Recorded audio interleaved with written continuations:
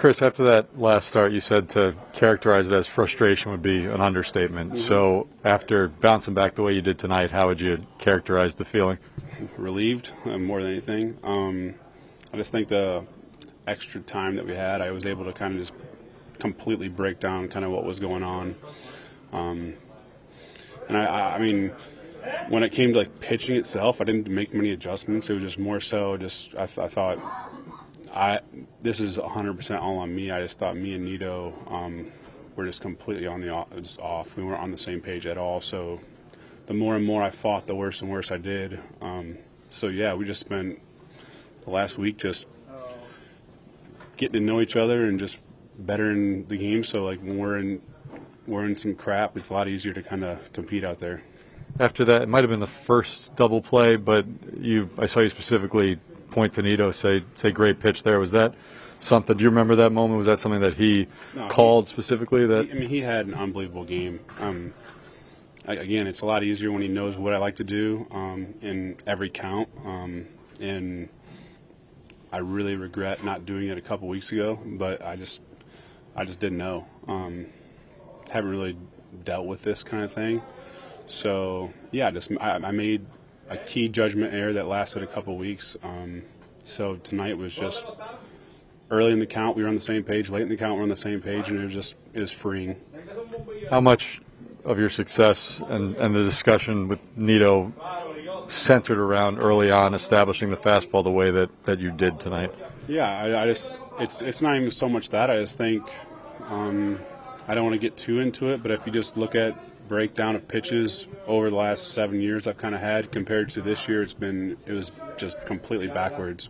So yeah, I said I was pitching out there for the last couple of weeks, and it was more frustrating, and the more and more I fought, the worse and worse I did. And so like I said, we just got back on the same page. Was that something he pointed out to you? Oh, I'm not going to name names, but there was a couple people in here. I'll name one, Canna.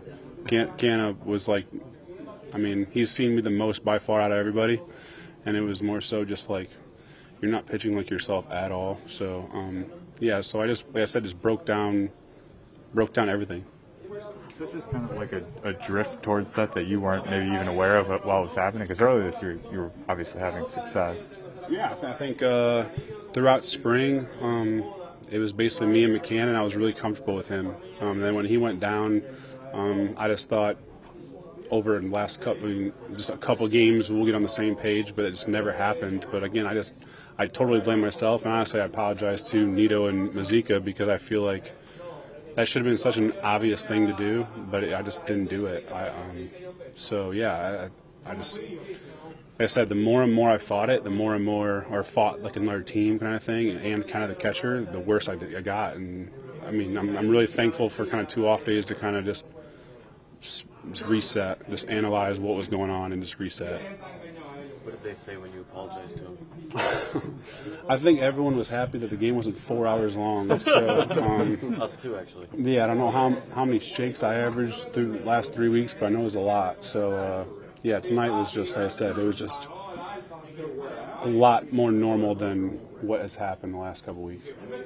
You talked about the struggle of facing some of the left-handers in this league, and for you, the first batter of the game, to strike out Yelich on 3 pitches. What did that tell you something about what your night was, what could be in store for you tonight? No, it's not that I have problems with lefties. If you look at my past, I never really have had problems with lefties, so to speak. It was just the way that I was pitching, the type of pitches I was throwing, early in counts, late in counts, was just not at all like how I usually have done in the past. So again, yeah, it was all just kind of getting back on the same page, or getting on the same page, period, and just attack.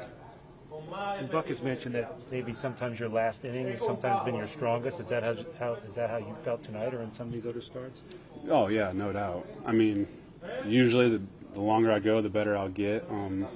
But again, it's just when you're kind of fighting from the first inning, it's kind of hard to go deep into games. But I think we have a lot to be happy about. More so me, a lot to not be so stressed about. How key do you think your strike throwing ability was tonight, going through 32 balls at 109 pitches? Well, again, it's just when you're throwing pitches you usually don't throw in counts.